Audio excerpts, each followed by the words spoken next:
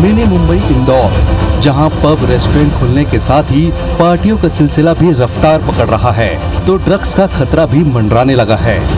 हालांकि पुलिस लगातार drugs mafia के खिलाफ कार्रवाई कर रही है, लेकिन अब भी इंदौर में ड्रग्स का कारोबार पूरी तरह खत्म नहीं हुआ है। 70 करोड़ की MDMA ड्रग्स मामले में पुलिस अब तक 25 ड्रग्स पेडलर्स को गिरफ्तार कर चुकी है, तो वहीं ड्रग्स वाली आंटी के मामले में 13 लोगों को गिरफ्तार कर लिया गया है। दोनों ही मामलों में कड़ियां जोड़कर ड्रग्स पेडलर को अलग अलग शहरों से पकड़ा गया, लेकिन इनके लोकल नेटवर्क का खुलासा अभी तक नहीं हो पाया है। हाल ही में गिरफ्त में आए 3 ड्रग्स पेडलर ने पूछताछ में कई बड़े खुलासे किए हैं। बताया कि वे 10 से लेकर 50 ग्राम तक की ड्रग्स को एक बार में बेचते थे। इसके लिए लोकल तस्करों से जुड़ते रहते थे, जो कि उन्हें ग्राहक तक पहुंचाते थे। इनके निशाने पर पब, जिम, रेस्टोरेंट और होटल रहते थे, क्योंकि यही ड्रग सप्लाई के अहम ठिकाने होते हैं, जहां पर जल्दी ग्राहक मिलते हैं।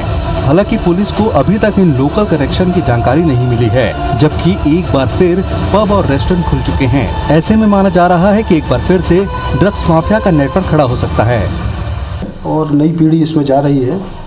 इसको पे पूर्ण विराम लगाना अनिवार्य है।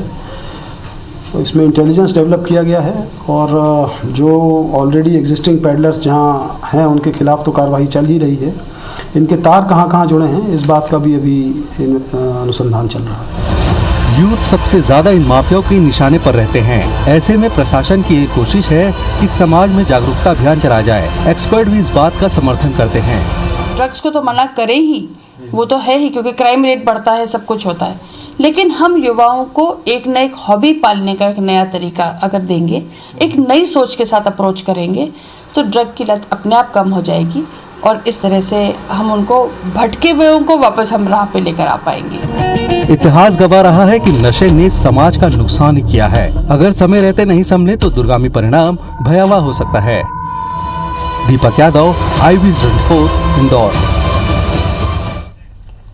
और हमारे सहयोगी दीपक यादव इंदौर से हमारे साथ में जुड़ रहे हैं। दीपक, एक बड़ी बात कही है कि अब जब सब कुछ खुल रहा है, ओपन हो रहा है, तब पार्टीज भी ऑन हैं और पार्टीज में यूथ का पहुंचना बहुत ही आम सी स्वाभाविक सी बात है। कैसे और क्या स्ट्रेटेजी है कि यहां पर अब ड्रग्स दोबारा एंटर ना कर पाए?